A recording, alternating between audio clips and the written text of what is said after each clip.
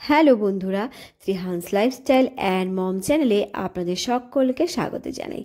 আজকে নিয়ে চলে এসেছি ছোট্ট সোনামণিদের জন্য দুটো ডিনার রেসিপি।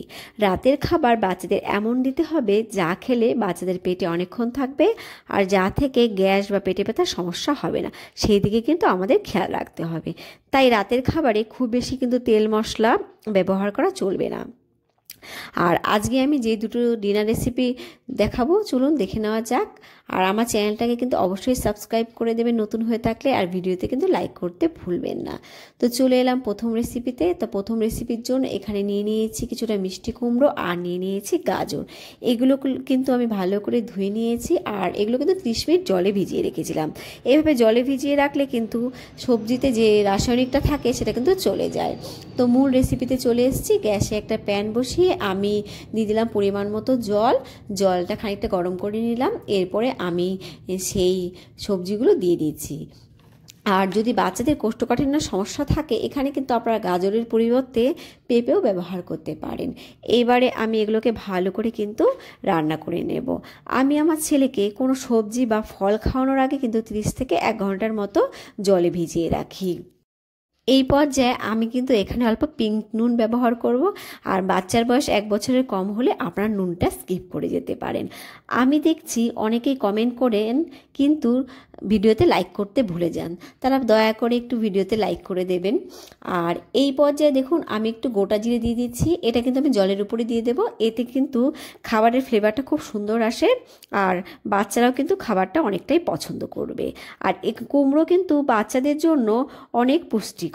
আর এই কুমড়োতে রয়েছে ভিটামিন এ, সি, ই, এছাড়া রয়েছে বিটা ক্যারোটিন, রয়েছে ফাইবার, ম্যাগনেসিয়াম, ফসফরাস, জিঙ্ক। কুমড়োর ভিটামিন এ, সি, ই এবং বিটা ক্যারোটিন কিন্তু অ্যান্টিঅক্সিডেন্টের কাজ করে, আর যা কিন্তু বাচ্চাদের রোগ প্রতিরোধ ক্ষমতা গড়ে তোলে। এছাড়া দৃষ্টিশক্তি উন্নত করে, ত্বকের স্বাস্থ্য ভালো রাখে। ফাইবার কিন্তু বাচ্চাদের হজম শক্তি উন্নত করতে সাহায্য করে, আর জিঙ্ক কিন্তু বাচ্চাদের ঘুম ভালো করতে সাহায্য করে। এছাড়া কিন্তু বাচ্চাদের মুখে রুচি ফেরাতেও সাহায্য করে। আর এই পর্যায়ে আমার কিন্তু কুমড়ো আর এই গাজর কিন্তু 50%-এর মতো সেদ্ধ হয়ে গেছে। আর এই পর্যায়ে আমি কিন্তু অল্প পরিমাণে ওটস দিয়ে দিলাম। খুব বেশি একটা ব্যবহার করলাম না ওটসটা, কারণ যতটা সবজি রয়েছে তার সঙ্গে ব্যালেন্স করে আমি ওটসটা দিলাম, না হলে খাবারটা অনেকটা বেশি হয়ে যাবে আর বাচ্চারা কিন্তু খেতে পারবে না। আর সেই বুঝেই কিন্তু আপনারা এখানে ওটসটা ব্যবহার করবেন। এইবারে কিন্তু আমি ওটস রান্না করে নেব। ওটস কিন্তু খনিজ পদার্থের ভালো উৎস, যা শিশুর বিকাশে গুরুত্বপূর্ণ ভূমিকা পালন করে। ওটসে magnesium, calcium, sodium, potassium, iron এবং জিঙ্কের মতো খনিজ পদার্থ থাকে। এই সমস্ত খনিজ পদার্থ বিশেষ করে কিন্তু বাচ্চাদের হাড় গঠনে সাহায্য করে, হিমোগ্লোবিন বৃদ্ধি করতে সাহায্য করে। এছাড়া কিন্তু স্নায়বিক কার্যকারিতাও বৃদ্ধি করে। এছাড়া প্রচুর পরিমাণে ভিটামিনও কিন্তু রয়েছে ওটসে। এছাড়া রয়েছে ফাইবার, অ্যান্টিঅক্সিডেন্ট। আর 100 গ্রাম ওটসে কিন্তু 400 কিলোক্যালোরির শক্তি থাকে। তাই কিন্তু ওটস বাচ্চাকে রাতে খাওয়ালে বাচ্চাদের পেট কিন্তু অনেকক্ষণ ভর্তি থাকবে। তো এই পর্যায়ে ওটস সেদ্ধ হয়ে গেছে, এবারে আমি ভালো করে ম্যাশ করে নিচ্ছি। ওটস কিন্তু বাচ্চাকে সকাল, দুপুর, রাত যে কোনো সময় খাওয়াতে পারেন। আর 6 মাস পর থেকে কিন্তু বাচ্চাকে এই রেসিপিটা বানিয়ে খাওয়াতে পারেন। ওটস কিন্তু গ্লুটেন মুক্ত, তাই কিন্তু বাচ্চাদের অ্যালার্জির ভয় থাকবে না। বাচ্চাকে কিন্তু রোজ একবার করে ওটস খাওয়াতে পারেন। তো এখানে কিন্তু আমার ম্যাশ করা হয়ে গেছে। এইবারে আমি খাবারটা বাটিতে ঢেলে নেব। আর 8 মাসের পর থেকেই কিন্তু শিশুদের যদি রাতে ঘি বা বাটার খেলে কোনো সমস্যা না হয়ে থাকে, এই পর্যায়ে কিন্তু আপনারা ঘি বা বাটার ব্যবহার করতে পারেন। এছাড়া কিন্তু আপনারা প্রথম দিকে সবজিগুলোকে ঘি বা বাটারে একটু ফ্রাই করেও নিতে পারেন। তো এখানে কিন্তু আমি হলুদ ব্যবহার করিনি, তা সত্ত্বেও কিন্তু দেখুন খাবারের কালারটা কত সুন্দর এসছে। আর খাবারের কালার যত বেশি আকর্ষণীয় হয়, বাচ্চারা কিন্তু তত বেশি পছন্দ করবে খাবারটা। তো এখানে কিন্তু আমার প্রথম রেসিপিটা তৈরি হয়ে গেছে, দেখতেই পাচ্ছেন। আপনারা কিন্তু একবার ট্রাই করতে পারেন। এইবারে চলে যাব দ্বিতীয় রেসিপিতে। চলে এলাম দ্বিতীয় রেসিপিতে। দ্বিতীয় রেসিপির জন্য আবার একটা গ্যাসে প্যান বসিয়ে নিলাম। এরপর দিয়ে দিচ্ছি পরিমাণ মতো খাবারের জল। বাচ্চার বয়স যদি 1 বছরের বেশি হয়, আপনারা কিন্তু এখানে গরুর দুধও ব্যবহার করতে পারেন। এইবারে দিয়ে দিচ্ছি পোলাওয়ের চাল। এই চালটা কিন্তু আমি 1 ঘন্টা জলে ভিজিয়ে রেখেছিলাম, এরপর কিন্তু পরিষ্কার করে ধুয়ে নিয়েছি।